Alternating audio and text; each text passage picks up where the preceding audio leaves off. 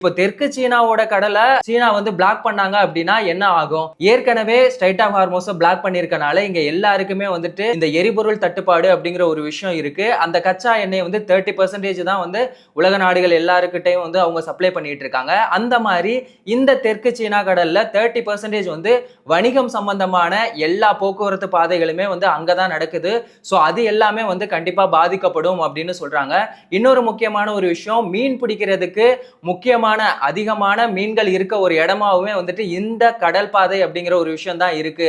So இது எல்லாத்தையுமே வந்துட்டு எங்களோட கண்ட்ரோலுக்குள்ள கொண்டு வரணும் அப்படின்னு சொல்லிட்டு சீனா வந்து இப்படி ஒரு பிளான் போட்டிருக்காங்க.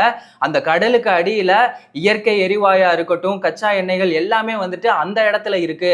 அது எல்லாமே வந்துட்டு எங்களுக்கு தான் சொந்தம் அப்படின்னு சொல்லிட்டு சீனா இப்போ என்ன பண்ணிருக்காங்க, அவங்களோட அந்த கடல் பாதையை வந்து அவங்க பிளாக் பண்ணி வச்சிருக்காங்க. இந்த மாதிரி மாத்தி மாத்தி எல்லாருமே வந்துட்டு அவங்களுக்கு சாதகமான விஷயங்களை தான் பண்ணிட்டு இருக்காங்க. இதுக்கு நடுவுல அப்பாவி மக்கள் தான் வந்து பாதிக்கப்பட்டுட்டு இருக்காங்க. இது எல்லாத்துக்குமே மூல காரணமா இருக்கிறது யாரு? அமெரிக்க அதிபர் ட்ரம்ப் அவர்கள் தான்.